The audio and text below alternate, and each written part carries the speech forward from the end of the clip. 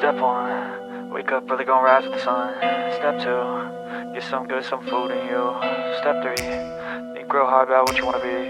Step four, fuck everybody, just do your thing. Wake up, today's gonna be a good day. Wake up, today's gonna be a good day. Wake up.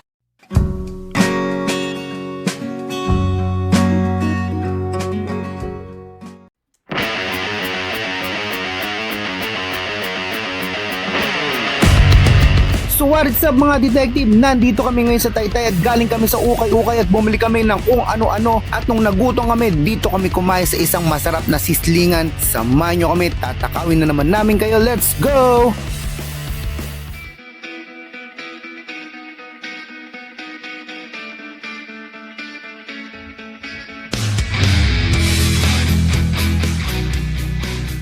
Itong kinainan namin ay dito pala sa Sizzling Port at located ito sa Rizal Ave, Taytay, Rizal.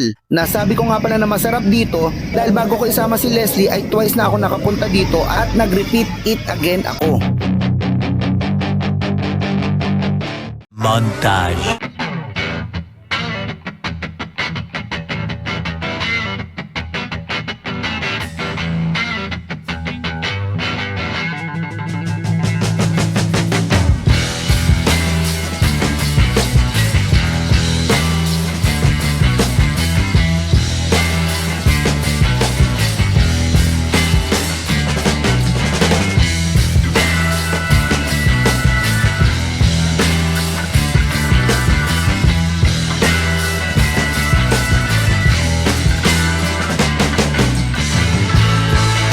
Magtungo na tayo sa first stop at tinikman ko agad yung complimentary soup nila na self-service ang pagkuha. And in fairness, masarap ito. Chicken broth at mukhang kulong-kulo ito kaya lasang-lasa yung manok. Ang unang in-order ko nga pala dito ay yung T-bone steak nila. And obviously manipis lang yung cut nito. Syempre kasi naman tingnan mo naman yung presyo nito. Tapos itong sunny side up na itlog, add-on ko lang to. Nirequest ko to ng malasado. Matagal ka ng follower ng channel na to, alam mo na team malasado ako. Ngayon titikman ko naman to ng T-bone steak with gravy at wala pang kanin. Yung unang nalasahan ko agad dito ay yung gravy at masarap ito. Hindi OA ang alat at malinamnam ito. Yung T-bone naman malambot at rich beefy taste and quality. Obviously sinundutan ko na agad ng kanin to kasi masarap nga. Ngayon naman T-bone, gravy, rice at itlog all in one subo. And yes, super combo finish ito. Sobrang sarap. Dagdagan ng itlog yung dimension ng sarap ng pagkain ito.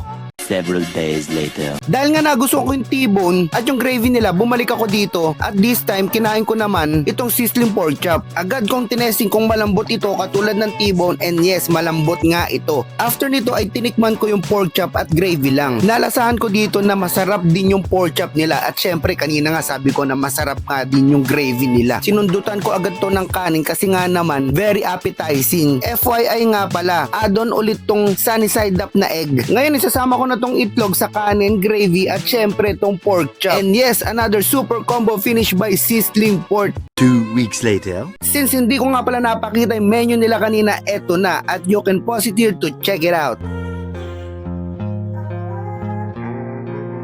Nung third stop, kasama ko na si Leslie at this time umorder kami ng lemonade refresher nila kasi mainit nung time na yan.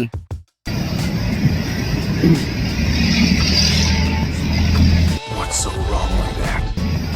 Hindi mo hinalo mo eh. Halo ba yan? Kailangan lang talagang haluin at masarap ito at very refreshing. Unang dumating sa mga orders namin itong tapsilog at pinatikim ko agad to kay Leslie at pinacheck kung malasado yung itlog.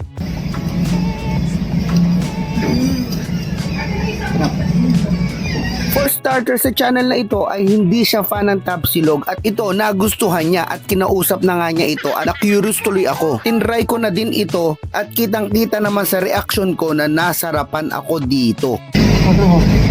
Maalat-alat ito at may konting hint ng tamis. Ngayon sinamahan ko na to ng sinangag at itlog for full tapsilog experience. At nagparty ang taste buds ko dito. Panalo. Hindi lang happy yung taste buds ko. Nasatisfied din yung tapa cravings ko. Yung next naman na tinikman namin itong sizzling sisig nila na bago pa lang sa menu nila.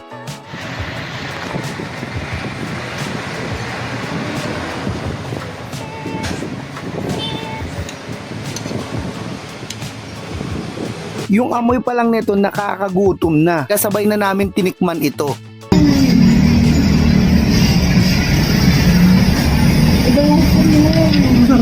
Baro. Standout itong sisig nila sa halagang 95 pesos. Panalo na yung makakain mo. Tapos hindi pa nga namin nilalagyan ng toyo ito. Masarap na.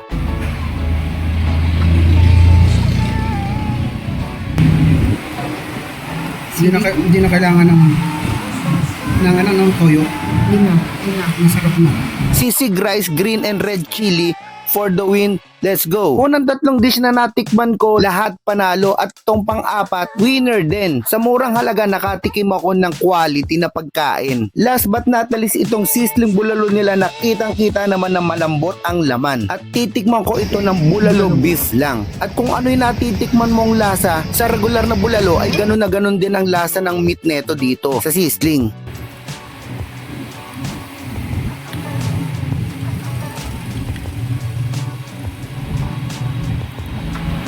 Naintriga si Leslie sa lasa ng bulalo kaya siya naman ang nag-try nito at kitang-kita naman sa reaction niya na winner ito. Hindi kompleto ang bulalo experience kung walang bone marrow at masarap ito isama sa rice.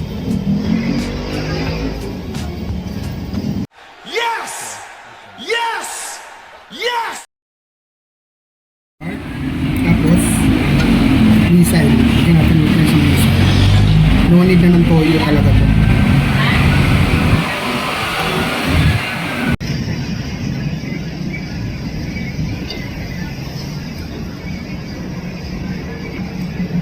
So I'll end it here. So that's it for this food trip. Sana nakasubscribe ka na. Sana natakaw kita. See you later, kita kits. Bye-bye you!